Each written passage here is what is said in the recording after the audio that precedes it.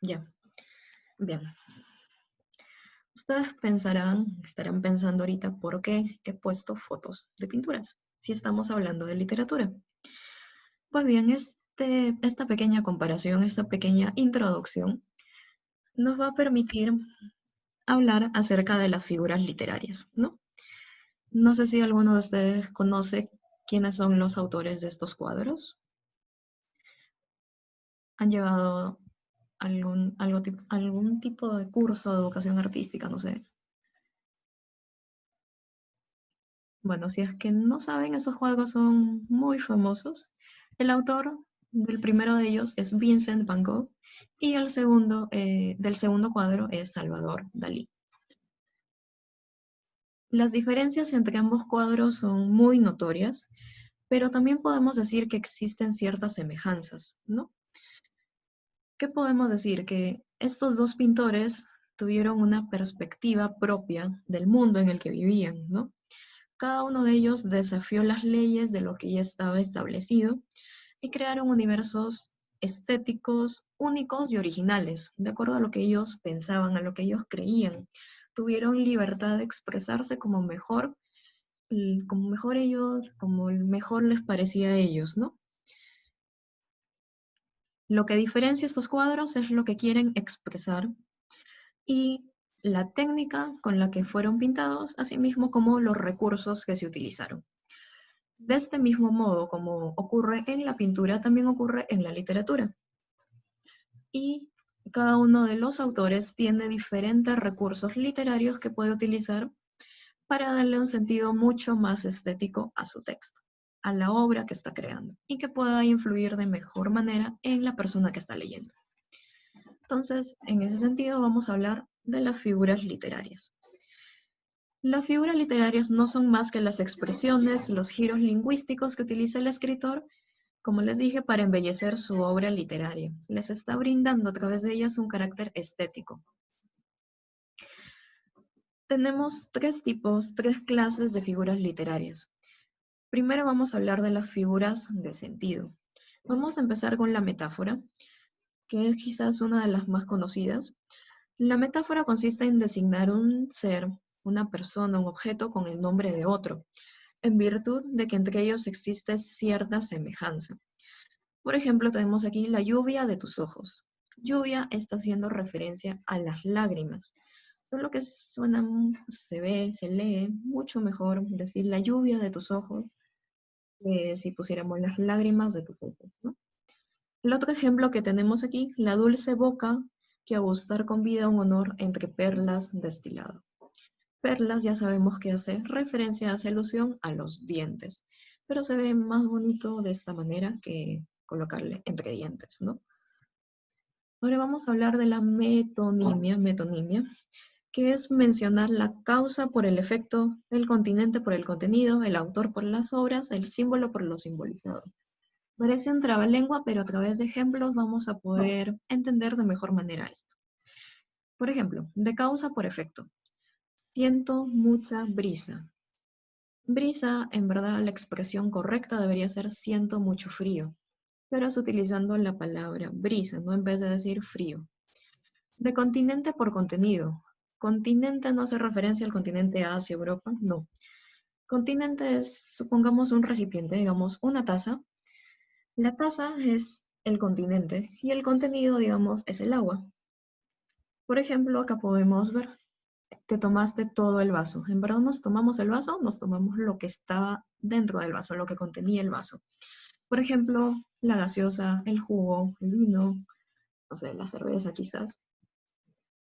De autor por obra. Decimos muchas veces María leyó a Vallejo, pero ¿es que Vallejo se puede leer o es que María leyó, digamos, Trilce, ¿no? O leyó alguna obra de otro autor, ¿no? Pero generalmente decimos María leyó a Vallejo, José leyó a Arguedas, o no sé, yo leí a Vargas Llosa, cuando en verdad deberíamos expresarnos con el nombre de la obra que hemos leído, pero de esta manera suena un poquito mejor.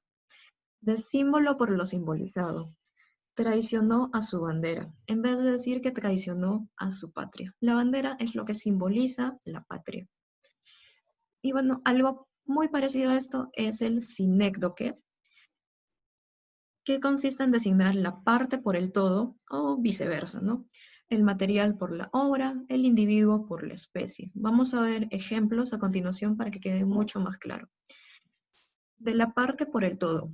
Celebró sus 15 abriles. Es una expresión muy común que creo que todos hemos escuchado. Pero ¿por qué le dicen abriles? Si abril es un mes y un mes es parte de un año.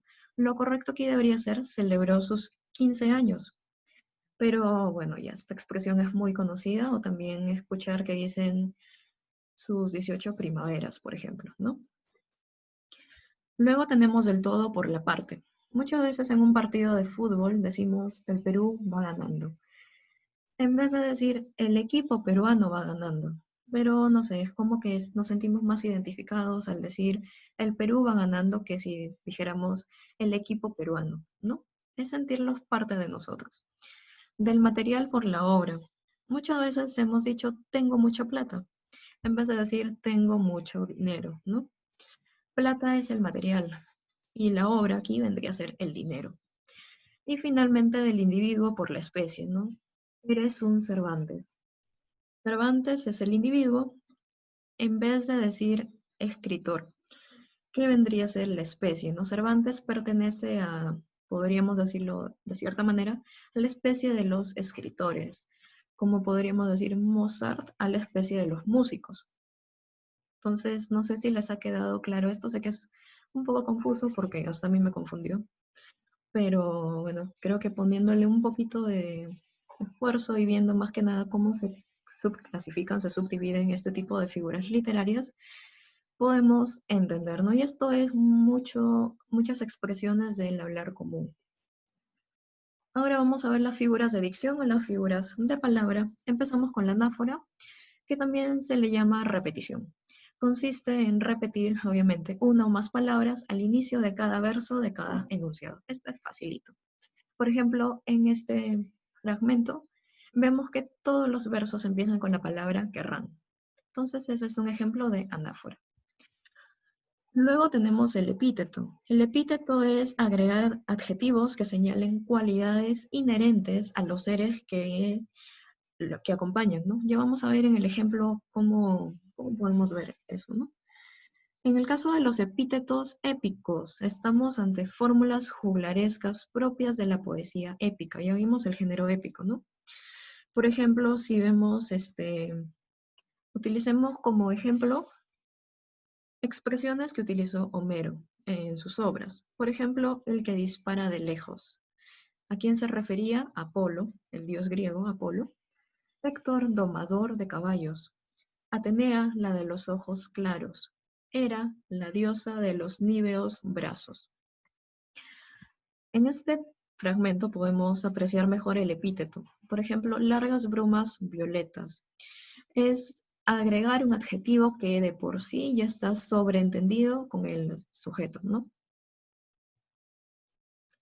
Más que nada es quizás para alargar un poco el verso, o como sabemos que existen métricas en el momento de escribir poesía. Entonces estos recursos literarios son muy útiles. Y también finalmente dentro de esta clase de las figuras de dicción, figuras de palabra, tenemos al hipérbato. El hipérbato no es más que alterar el orden lógico que tienen las palabras, que tiene la oración. Por ejemplo, leamos esto de Becker. Volverán las oscuras golondrinas en tu balcón sus nidos a colgar.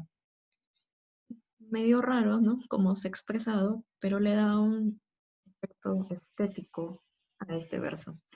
El orden correcto, el orden lógico debería ser: las golondrinas oscuras volverán a colgar sus nidos en tu balcón. Pero como les digo, esto se utilizan los autores para incluso de estética, y también, por ejemplo, que sabemos que en poesía lo que queremos es que rimen las últimas palabras. Entonces, desordenar un poquito la oración nos puede ser muy útil para lograr ese cometido. Finalmente tenemos las figuras de pensamiento. Comenzamos con el símil.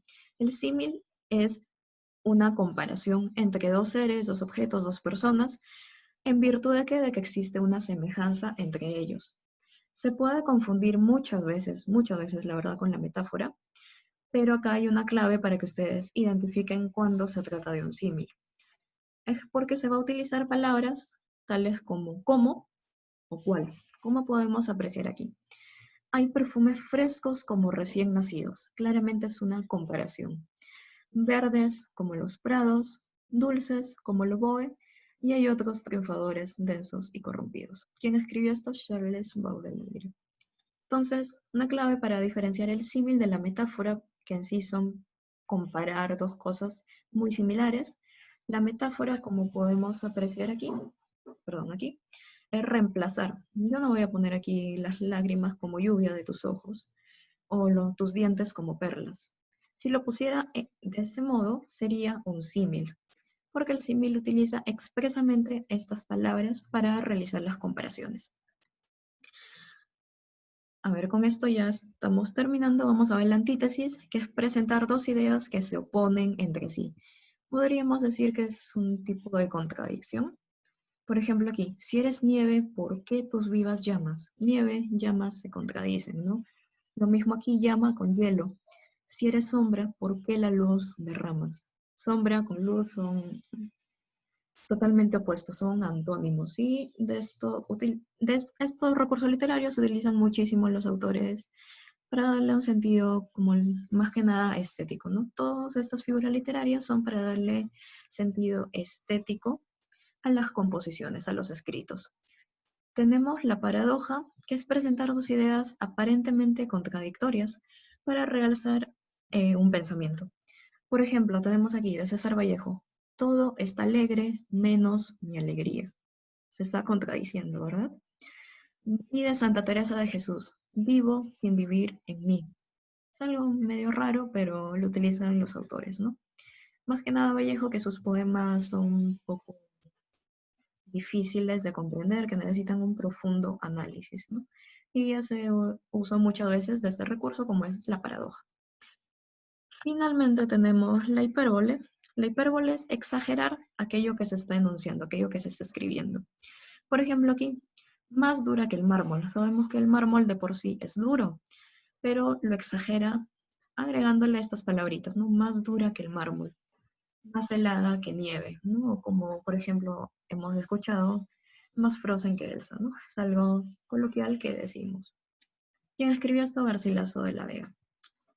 Y bueno, para poder resumir lo que hemos visto en esta última parte, las figuras literarias se clasifican en tres grupos: figuras de sentido, figuras de dicción y figuras de pensamiento, que es justamente lo que ya hemos visto anteriormente. Y este es un esquema más que nada de resumen. Entonces, les agradezco por haberse conectado a la clase, espero que les haya servido, que hayan comprendido, no sé si tienen alguna duda, alguna consulta. Y bueno, en todo caso pueden escribirme, aquí está mi correo, mediante el cual pueden escribirme en cualquier momento cuando deseen y yo les voy a estar contestando lo más pronto posible.